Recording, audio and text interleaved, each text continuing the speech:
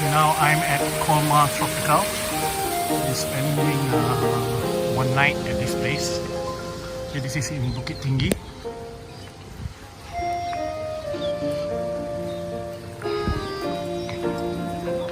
So the concept here is like a small French village.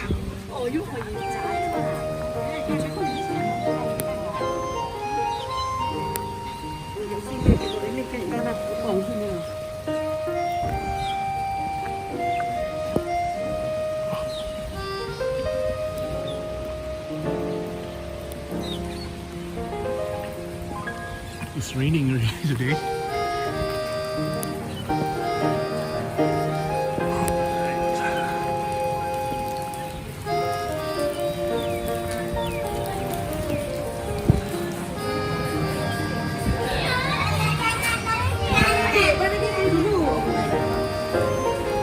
Okay, so this is the reception.